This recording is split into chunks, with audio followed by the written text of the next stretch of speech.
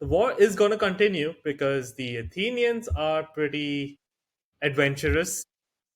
Right? It seems like they must have taken to Themistocles' hubris because and Sparta actually for a while will not even be involved in any sort of operations because they just felt their obligations have been completed, and they only start taking an active role again when they start seeing the Athenians gain a lot of power.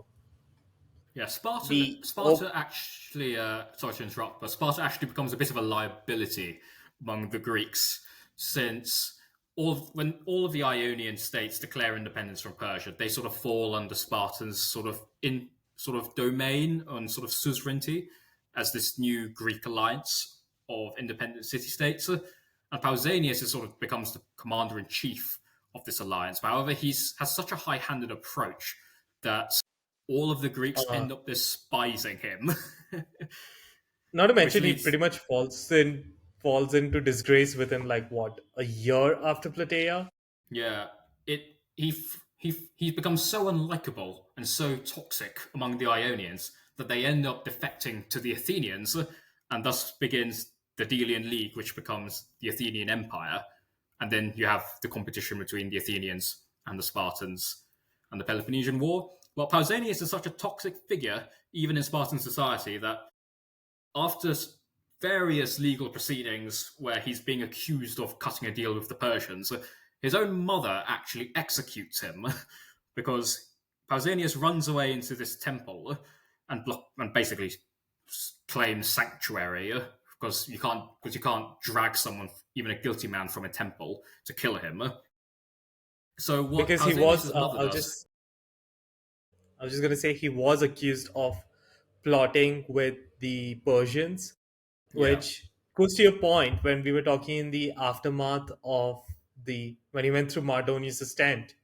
Maybe he might have been seduced by that wealth because the yeah, Spartans are known for what how we call today the Spartan way of living, right? Very yeah, austere, very minimalistic. It seems he's gone pretty anti-Spartan. He yeah, was also twice between 478 and 477 BC, like tried and even imprisoned and stripped of the regency, which is a pretty big blow to your yeah. prestige. And So Pausanias' he had a mother, pretty yeah, Pausanias' yeah. mother actually picks up a brick. She doesn't throw it at him though, like the Athenians do to Lycidas. She puts it on the entrance of the temple, which sort of indicates we're going to brick up the entrance to the temple and let him starve there as he claims sanctuary. So yeah, His that's the fate was fate of decided by the yeah, gods, yeah. So that's the fate of the god of Pausanias. hunger.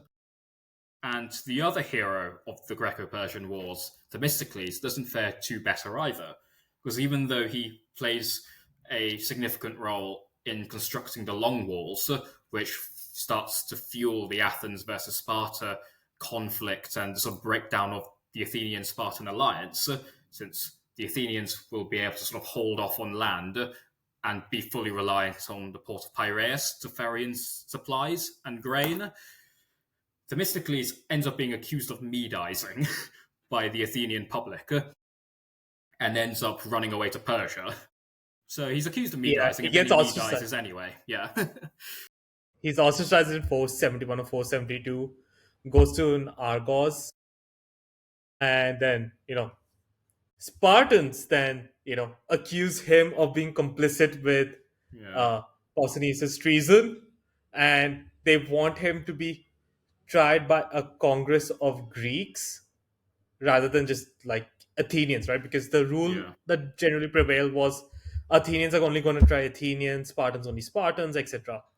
And then he says like, yeah, screw this, I'm out. Probably the only two characters in the Greco-Persian Wars who have happy endings, well, kind of happy endings, are Aristides the Just, who, although who actually proposes in the Athenian assembly following the war to allow the oarsmen, these sort of theses, these people who can't afford the hoplite panoply, to have the right to hold political office, whereas before they had only had the right to vote.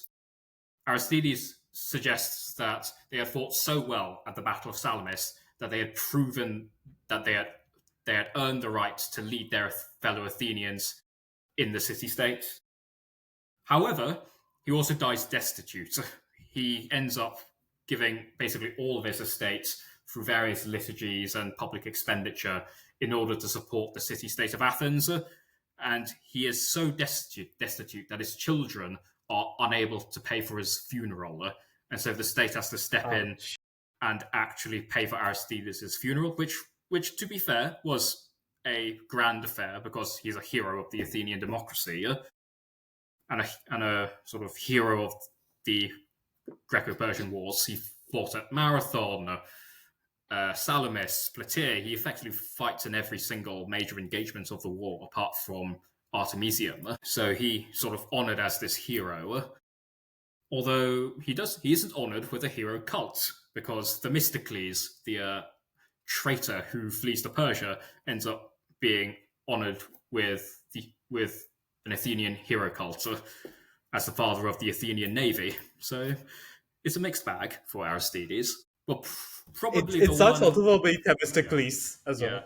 It's the only unambiguous happy ending is probably for Alexander of Macedon, because as Artabazus is retreating with the remnants of the Persian army, Alexander actually manages to ambush them and and destroy the last remnants of Xerxes' expedition. And after this victory, manages to declare independence and separates himself from the Persian yoke. So yeah, Alexander, happy ending. And he can also claim that he was the guy that got the intel of the Persian attack at Plataea. So I am there for my fellow Greeks. So Yep. he also gets us propaganda bonus points. Yeah, and even better, it's Alexander's descendants, this Archead dynasty, who will produce Alexander III. You might know him as the Great, who will fully avenge the Persian Wars when he makes his invasion of Persia.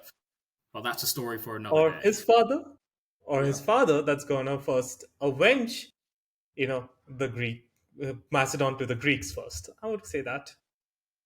Just yeah. remember, his dad was more happy with his horse winning the Olympics than his son being born. Yeah, Well, I guess that brings us our end to our mini series. yes, it brings it to a close. And I mean, it is a crowd pleaser to be sure. It's one of the most famous stories in all history. It was a lot of fun covering all this. So, again, thank you, Dan, for taking us through this very long journey.